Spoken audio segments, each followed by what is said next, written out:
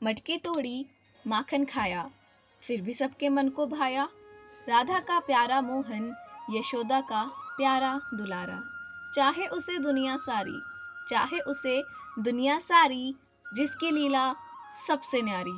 सुप्रभात आदरणीय श्रोतागण, मैं अनुषी आज नटखट प्यारे एवं भोले भाले श्री कृष्ण जी के जन्मोत्सव के विशेष उत्सव पर उनको वंदनीय मानते हुए उनकी बाल लीलाओं का वर्णन करने जा रही हूँ। सबसे पहले जन्माष्टमी अर्थात श्री कृष्ण कन्हैया का जन्म दिवस केवल भारत में ही नहीं परंतु देश विदेश में पूर्ण आस्था, श्रद्धा एवं उल्लास से मनाया जाता है। श्री कृष्ण कन्हैया युगों युगों से हमारी आस्था का केंद्र रहे हैं, तो इन्हीं गोपियों के प्यारे एवं यशोदा के दुलारे की बाल लीलाओं का वर्णन करने से पहले मैं आपको यह अवश्य बताना चाहूंगी कि श्री कृष्ण देवकी और वासुदेव की 8वीं संतान है, परंतु उनका पालन पोषण यशोदा और नंदलाला की देखरेख में हुआ है, क्योंकि मथुरा नगरी के राजा कंस को आकाशवाणी द्वारा पहले ही ज्ञात हो गया था कि उनकी बहन की 8वीं संतान ही उनका वध करेगी, जिसके कारण हेतु उन्होंने देवकी की पहली 7 संतानों को मौत के घाट उतार दिया। अपनी 8वीं संतान को बचाने के लिए वासुदेव ने श्री कृष्ण को अपने परम मित्र नंदलाला और उनकी धर्म पत्नी को सौंप दिया। फिर क्या, जैसे जैसे श्री कृष्ण कन्हैया बढ़ते रहे, अपने शैशव काल से बाल अवस्था और फिर युवा काल में प्रवेश करते रहे, वैसे वैसे उनकी शरारतें एवं अटखेलियों में वृद्धि होती गई। तो सबसे पहले मैं बोलूंगी जब यशोदा हरि पालने झुलावे, अर्थात जब यशोदा मैया शैशव काल में कृष्ण को पालने में झुलाती थी, तब उनका नींद में ना जाने क्या सोच सोच कर मुस्कुराना, अपनी उंगलियों से इशारे करना इतना अद्भुत लगता था। यह मासूमियत भरा सौंदर्य का पल देवी देवताओं और ऋषि मुनियों को नसीब नहीं होता।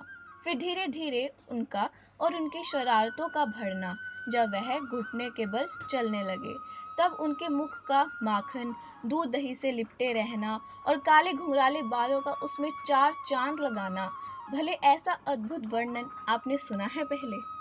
इतना ही नहीं, जब यशोदा चोरी से कन्हैया को माखन खाते हुए देख लेती, तब इतने भोलेपन से यह कहना, मैया मैंने माखन नहीं खाया, और फिर तर्क देना कि गोपियों ने जबरदस्ती मेरे मुख पर माखन लेप दिया है, भला मेरे छोटे छोटे हाथ, भला मेरे नन्हे नन्हे हाथ इतने ऊंचे छीके पर कैसे पहुंच सकते हैं। नन्हे गोपाल द्वारा इस कदर मासूमियत भरा झूठ बोलते देख यशोदा मैया का हंस पड़ना और छड़ी का हाथ से गिर पड़ना लोगों के मुख पर देखते ही हंसी बनाता है। अवश्य ही इन सभी लीलाओं का ज्ञान लगभग हम सभी को है, परंतु प्रश्न यह नहीं, प्रश्न यह है कि हमने इन लीलाओं से सीखा क्या है। तो उत्तर कुछ इस प्रकार है। पहला, कंस का 12 वर्ष की आयु में वध करना। दूसरा, गोपियों के साथ रास लीला रचाना। तीसरा, बिना अस्त्र एवं शस्त्र के पांडवों को विजय दिलाना। इन सभी से हम यह सीखते एवं समझते हैं कि चंचल स्वभाव होने के बावजूद उन्हें गलत और सही की पहचान थी, जिस कारणवश उन्होंने कंस के अत्याचारों का विरोध किया।